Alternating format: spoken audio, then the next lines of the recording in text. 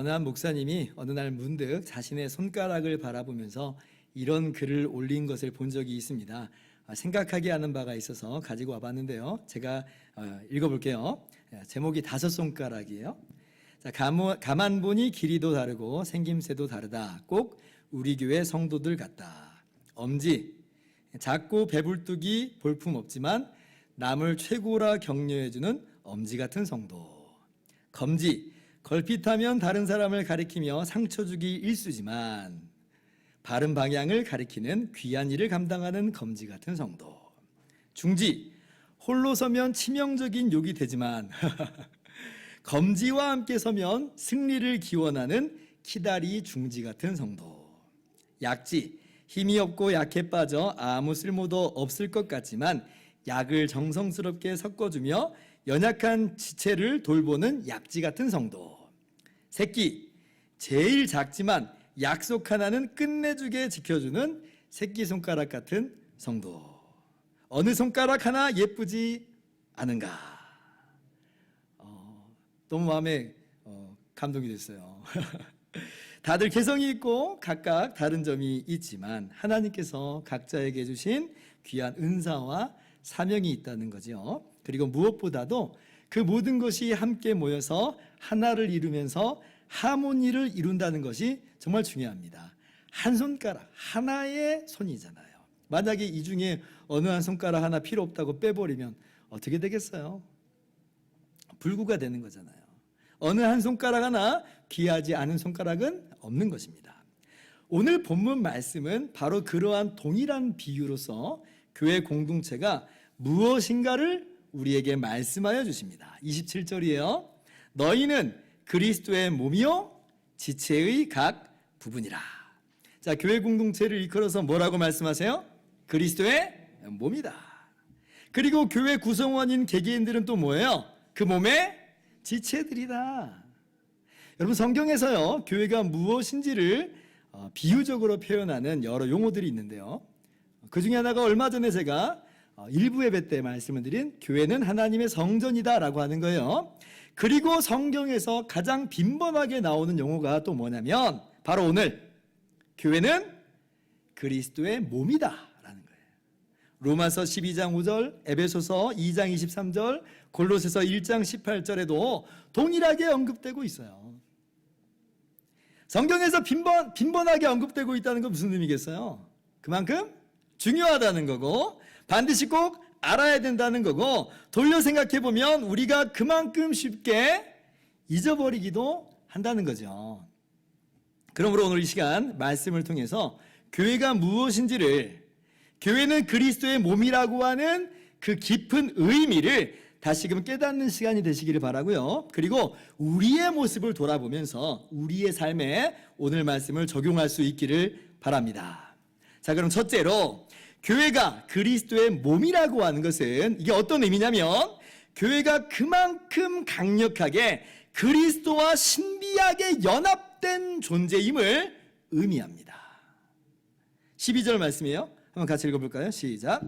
자, 몸은 하나인데 많은 지체가 있고 몸의 지체가 많으나 한 몸인가 같이 그리스도도 그러하니라. 이 12절 말씀이 뭘 의미하는지 그 의미는 알겠어요. 그런데 이 표현을 보면 이 표현이 굉장히 놀랍죠. 어떻게 기록되어 있냐면 그리스도도 그러하니라 이렇게 기록되어 있어요. 이걸 쉽게 이해하자면 그리스도의 몸인 교회도 그러하니라 이런 뜻입니다. 그런데 굳이 어떻게 표현하냐면 그리스도도 그러하니라 이렇게 말씀하세요. 그만큼 뭐냐면 그리스도와 교회를 동일시하신다는 거예요. 그리스도와 교회의 연합은 우리가 생각하는 것 이상으로 상상할 수 없이 강력한 그리고 신비한 연합으로 하나를 이루고 있습니다. 이것이 오늘 말씀의 중요한 교훈이에요.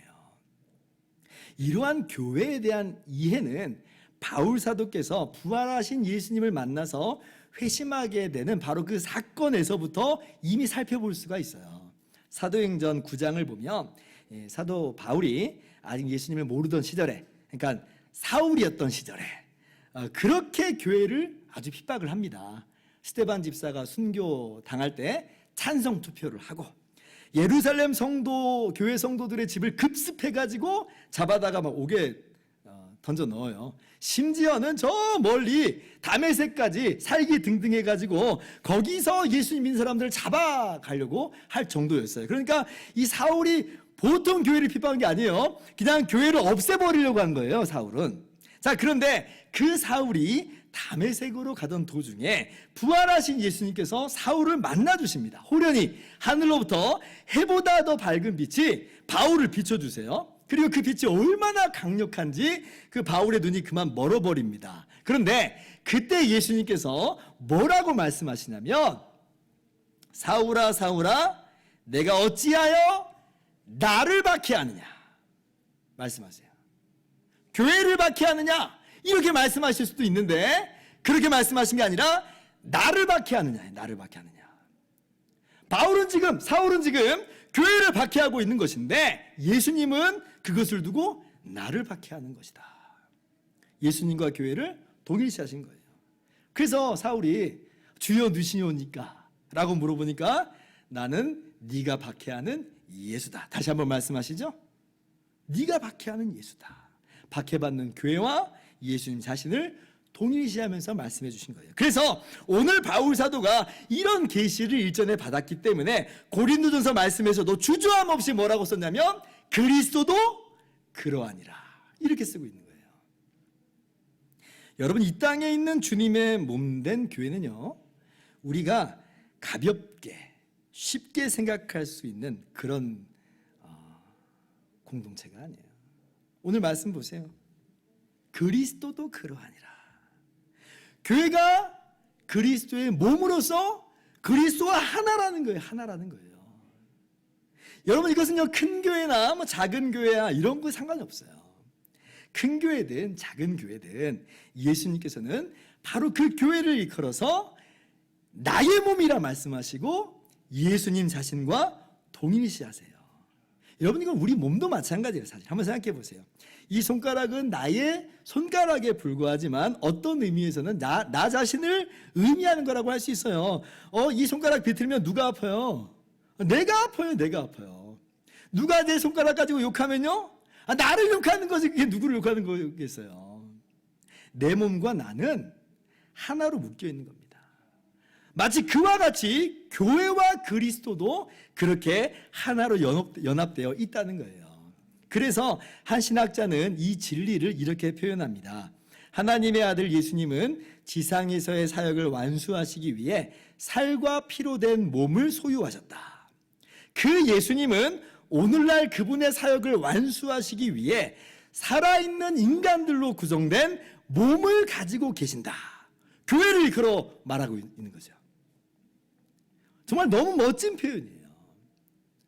물론 예수님께서는 분명히 육체로 부활하셨습니다. 그래서 예수님의 육신의 몸은 영화롭게 변화되어서 지금 하나님 보좌 우편에 앉으셨어요. 그걸 부인하고자 하는 말이 아니에요. 그런데 비유적으로 마치 그것처럼 부활하신 주님의 몸이 주님과 완전한 하나를 이루고 있는 것처럼 교회 공동체가 그렇게 주님과 완전한 하나를 이루고 있다는 거예요. 이것이 바로 교회는 그리스도의 몸이다라고 하는 그 의미예요. 그래서 여러분, 우리가 교회가 얼마나 크고 영광스러운 존재인지를 알아야 돼요. 우리는 그리스도의 몸이 된 거예요. 이 말은 나 자신에게도 마찬가지예요. 교회 한 지체가 되어서 그리스도의 영광스러운 몸을 이루고 있는 거예요, 내가. 그러니까 얼마나 영광스러운 일이에요. 여러분의 존재 자체를 결코 낮추어 보지 마시기를 바랍니다.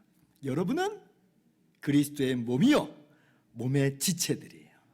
자부심을 가지시길 바랍니다.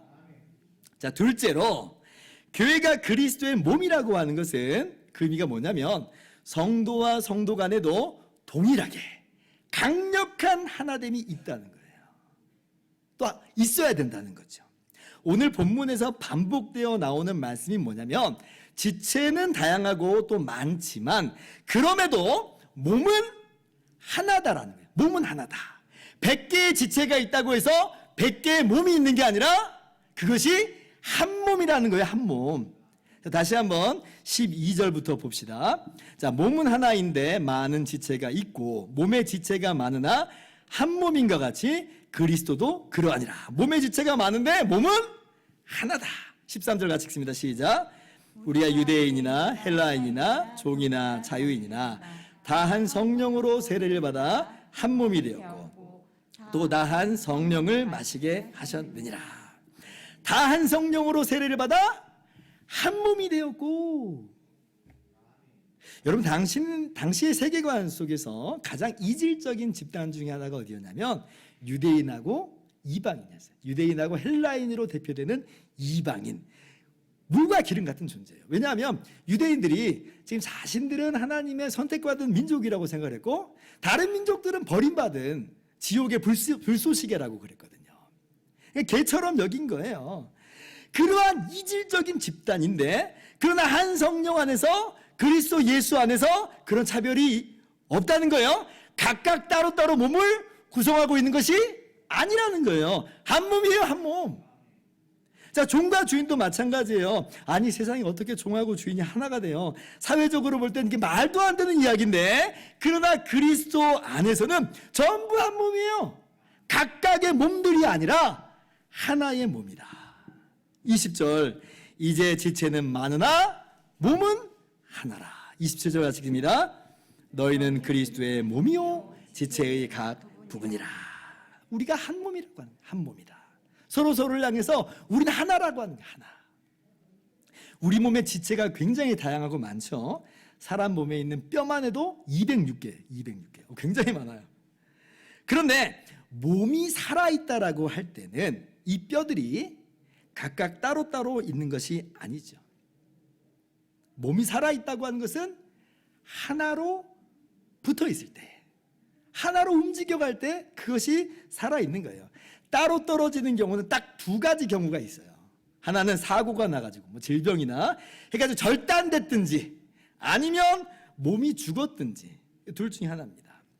그 경우가 아니고서는 몸의 각 지체들은 절대로 서로 분리되지 않아요. 성도가 그리스도 안에서 한 몸을 이룬다고 할 때 그 연합이 바로 그렇다는 것입니다. 우리가 교회와 그리스도와의 연합도 굉장히 피상적인 것으로 생각하고 그냥 지나치고 말 때가 많은데 그와 비슷하게 우리가요, 성도 개인과 개인과의 연합도 그에 못지않게 굉장히 대충 얼렁뚱땅 생각하고 넘어가는 경향이 있어요. 그냥 그 말이 그러는 거지. 아, 실제로 그렇겠어? 말만 그런 거야. 아니 뭐 그렇게 하지 않아도 상관없어. 뭘 그렇게까지 해. 그런 식으로 주님의 말씀을 그저 단순히 이상적인 구호 정도로만 생각해버리고 만다는 거죠. 그러나 오늘 말씀은 그렇게 이야기하고 있지 않아요. 예전부터 우리 한국 교회 가운데 나타났던 안타까운 현상 중에 하나는 특별히 대형 교회에서 볼 수가 있는데 익명의 그리스도인 현상은요, 이러한 성경적인 교회관에 비추어 보면 그래서 굉장히 좀 교회가 병들어 있는 하나의 증거이기도 합니다.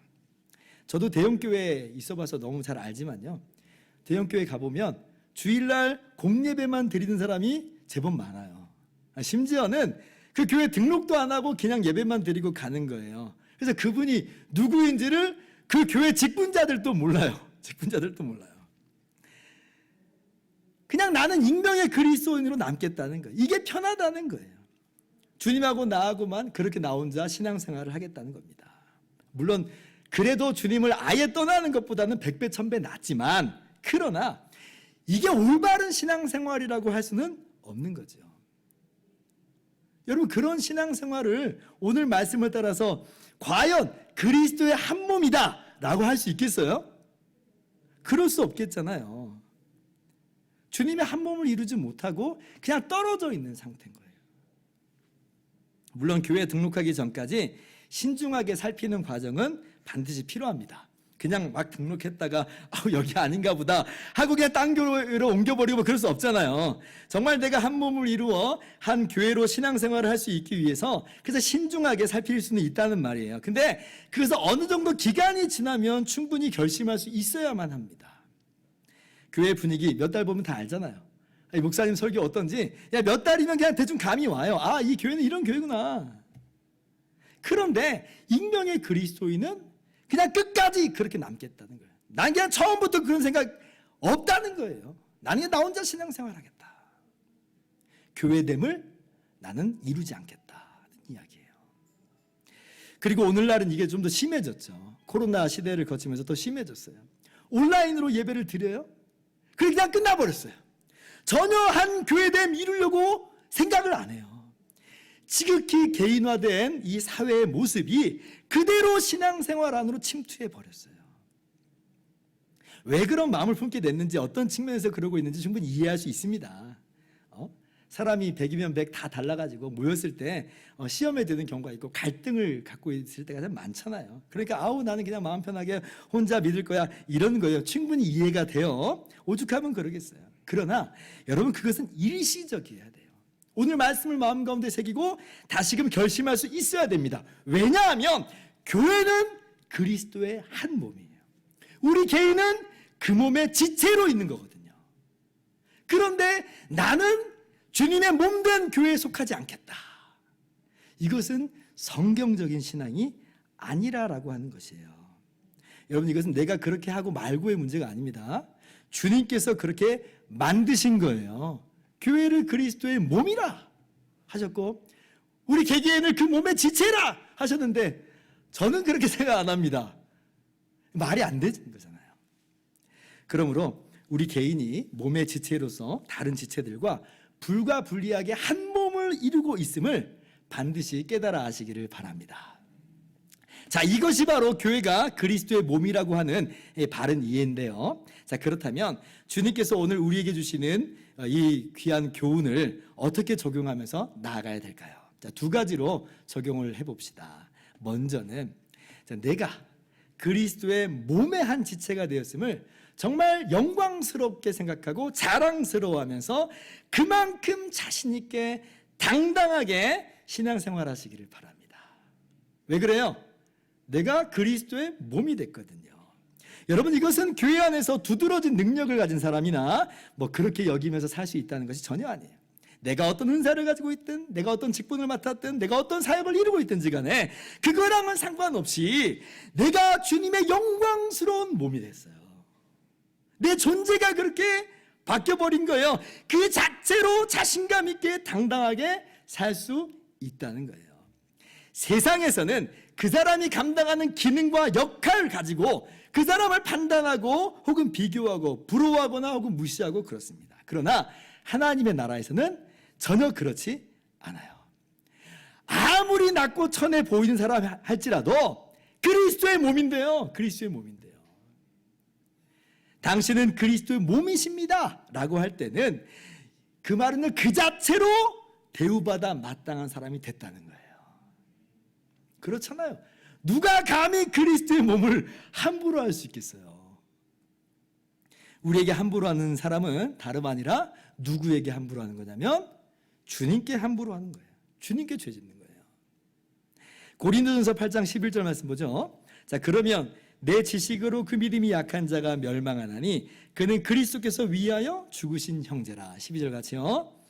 이같이 너희가 형제에게 죄를 지어 그 약한 양심을 상하게 하는 것이 곧 그리스도에게 죄를 짓는 것이니라. 자, 곧 그리스도에게 죄를 짓는 것이니라. 아니, 지금 약한 사람을 상하게 했을 뿐인데 그것을 두고 뭐라고 말하냐면 그건 바로 그리스도에게 죄를 짓는 것이다. 여기 믿음이 약한 사람은 어떤 사람이겠어요? 아무래도 교회 안에서조차 사실은 별로 인정받지 못하는 그런 사람 아니겠어요?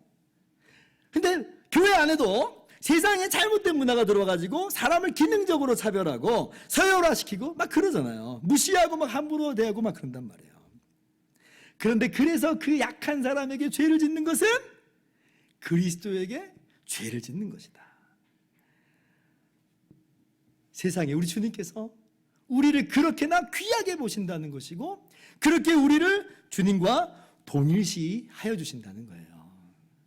그러므로 주님께서 나를 위해 죽으신 것이고 그렇게 나를 주님의 몸의 지체로 삼아주신 것인데 누가 나를 판단할 수 있겠어요? 여러분, 나 자신도 자신에 대해서 그렇게 판단하면 안 될 일이에요. 우리에게도 그런 마음이 막 있거든요. 비교하면서 다른 사람에게는 아주 별점을 많이 주면서 나 자신에게는 벌점 딱지를 붙여요.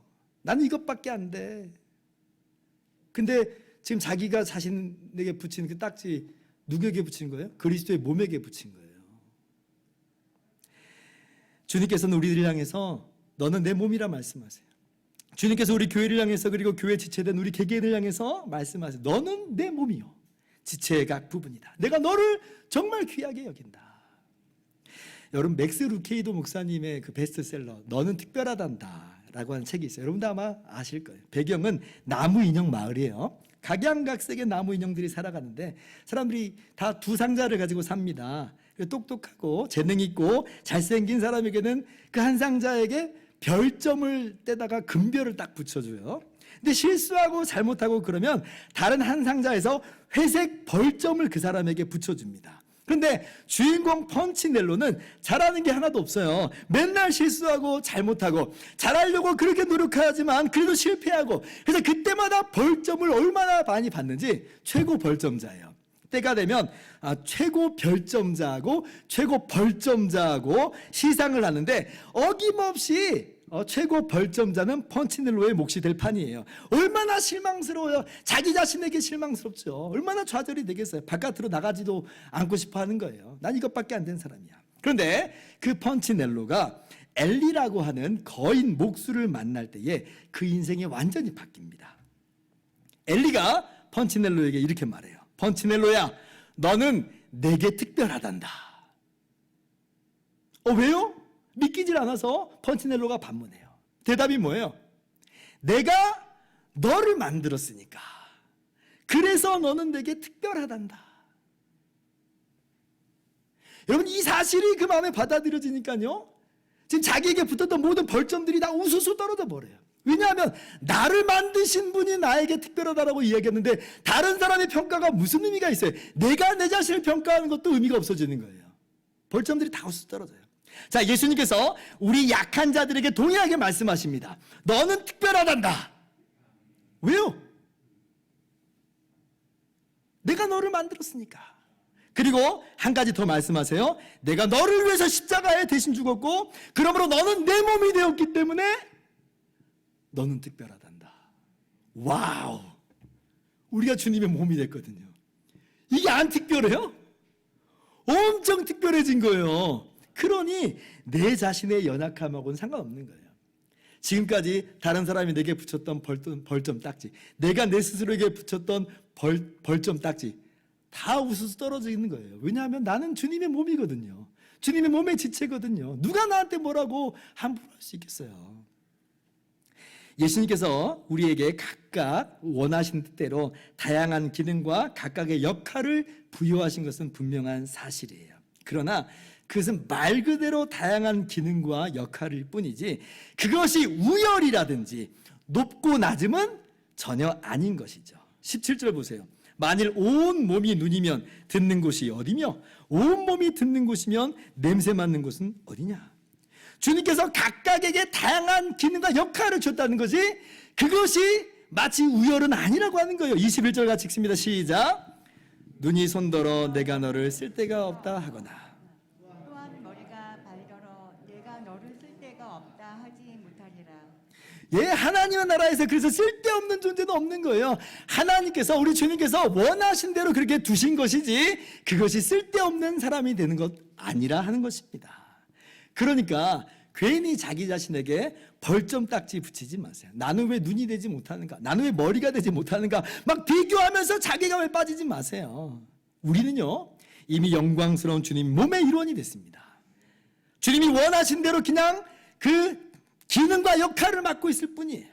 그러면 세상을 향해서도 당당하시고 교회 안에서도 당당하세요. 저와 여러분이 영광스러운 그리스도의 몸이요 그 몸의 지체가 된 줄을 믿으시기 바랍니다. 자, 두 번째로 적용합니다.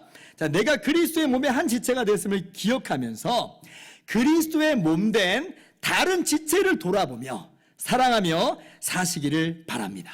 이것이 두 번째 적용이에요. 내가 그리스도의 몸의 지체가 됐죠. 너무나 감사한 일이에요.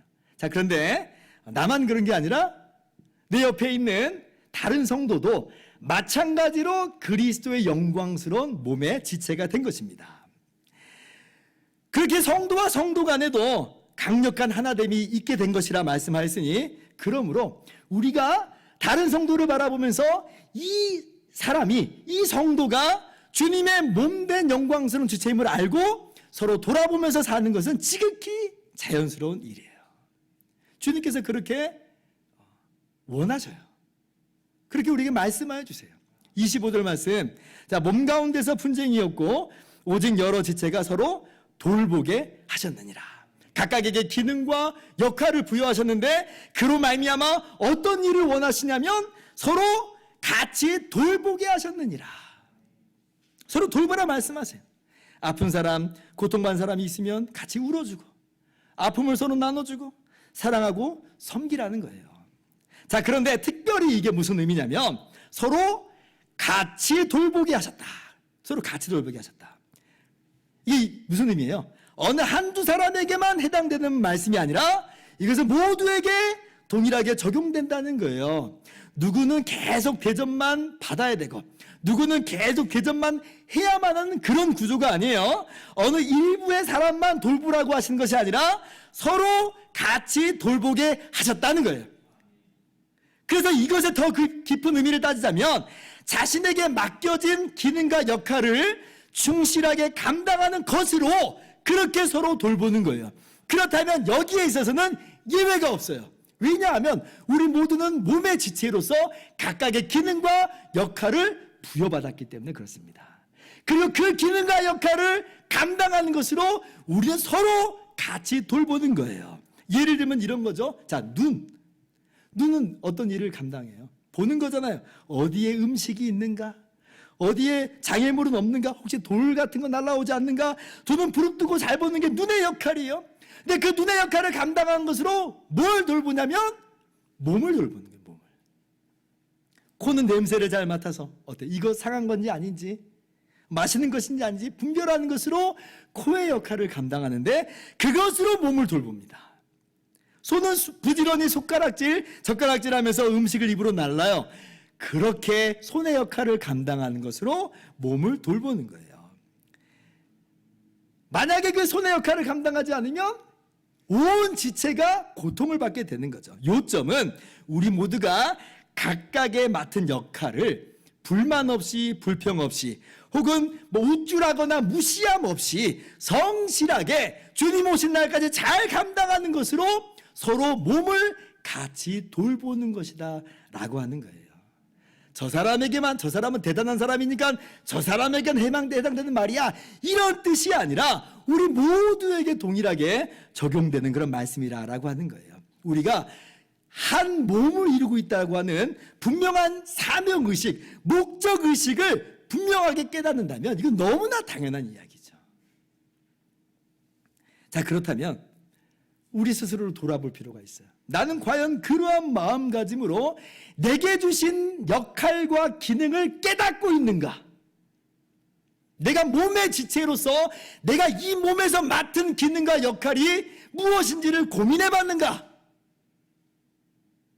그리고 내가 그런 마음가짐으로 나에게 주신 역할을 감당하고 수행하고 있는가? 이걸 물어봐야죠. 내가 몸이 아니라고 한다면, 몸의 한 지체가 아니라고 한다면 나하고 상관없는 이야기겠는데, 그렇지 않고 우리가 한 몸을 이루고 있고 몸의 지체라고 할 때는 반드시 물어봐야 돼요. 내가 주님의 몸된 교회를, 그렇게 지체를 서로 같이 돌보고 있는가? 저희 학교 이순규 교수님께서 책에서 이 본문을 설명을 하시는데 이 부분은 이렇게 말씀하시는 걸 봤어요. 여기는 지식도 중요하지만 무엇보다도 실천을 위한 강력한 의지가 필요합니다. 이렇게 써놓았어요. 실천을 위한 강력한 의지가 필요합니다. 오늘 이렇게 말씀을 듣고 나서 집에 돌아가 버리고 이것은 그냥 이상적인 이야기야 라고 하면 그건 아무런 의미가 없다는 거예요. 그러면서 어떠한 비유를 써놨냐면 키에르케고르의 거위의 비유를 적어 놓으셨더라고요. 거위의 비유, 그 내용이 이런 거예요. 담장이 높이 처진 그 농가 마당에 거위들이 모여서 살고 있었습니다. 맛있는 옥수수가 있고 담장이 높이 있으니까 안전해요. 그래서 거위들이 주일마다 모여서 예배를 드리는데 목사 거위가 나와서 이렇게 말합니다. 창조주는 모든 거위들에게 날개를 주셨고 모든 거위들은 이 날개를 통해서 창공을 나눌 수 있습니다. 그러니까 거위들이 아멘. 그리고 예배를 끝나고 나면 저마다 이제 뒤뚱거리면서 자기 집으로 그냥 돌아가는 거예요. 그리고 그 다음 주 또 뭐예요? 여러분은 날개가 있고 날 수가 있습니다. 아멘. 그러고 만다는 거예요. 그러고 만다는 거예요. 전혀 날 생각이 없이 매일 그러고만, 매주 그러고만 살아요. 그리고 거위들이 식성이 좋아가지고 포동포동해지고 그러다가 이제 주인의 식탁에 그냥 오르고 만다는 거죠. 혹 거위 중에 괴로워하면서 삐쩍 말라가는 거위가 있으면 현실적인 거위들이 이런 말도 건네줍니다. 아니 그런다고 날 수 있겠어? 날개에 집착하다 보면 말라 뻗지게 되고 성장도 못해. 우리 봐봐 얼마나 포동포동하고 건강해. 그게 건강하다는 거예요. 이 비유는 키에르케고르가 그저 성경 말씀을 한낱 이론으로 끝내버리는 우리 기독교를 신랄하게 비판하는 그런 글이에요. 좀 기분 나쁜 그런 비유긴 합니다. 그런데 정말 그 비유가 우리들에게 실제로 도전하는 내용들이 있어요. 오늘 우리가 그리스도의 몸이고 몸의 지체라고 할 때 얼마나 이것을 우리의 삶 속에서 녹여내는 노력들을 우리가 하고 있느냐 하는 거죠. 말로는 우리가 서로 하나 됩시다, 서로 사랑합시다, 서로 돌봅시다 하는데 정말 그렇게 치열하고 고민하고 실천하려고 애를 쓰는가? 말로는 우리가 한 몸이고 그 몸의 지체로서 각각의 기능과 역할이 있습니다 라고 이야기하는데 실제 우리 살아가는 삶의 모습은 나 혼자만의 신앙생활로 그냥 그쳐버린 것은 아닌가? 다른 사람은 어찌되든지 내 할 바 아니야. 혹은 서로 비교하고 질투하고 혹은 서로 무시하고 우쭐하면서 그렇게 지내는 것은 아닌가? 여러분 자신에게 하나님께서 주신, 우리 주님께서 주신 그 은사와 직분과 사역을 고민해 볼 수 있기를 바라요. 그건 나하고는 전혀 상관없는 건 줄 알았어요. 아니에요. 몸의 지체인데 그럴 리가 있나요? 몸의 지체라고 하는 것은 은사가 있고 직분이 있고 사역이 있다는 이야기예요. 주님이 원하신 대로 나눠주셨어요. 고민해 보세요. 그리고 그 고민을 녹여내세요. 그렇다면 나는 주님 몸된 교회를 위해서 어떻게 이것을 수행해 나갈 수 있을까? 어떻게 서로를 우리가 돌보면서 한 몸을 이렇게 이루면서 하나님을 영화롭게 할 수 있을까? 고민해 보세요. 고린도전서 12장 7절 말씀 우리말 성경으로 제가 한번 가져왔어요.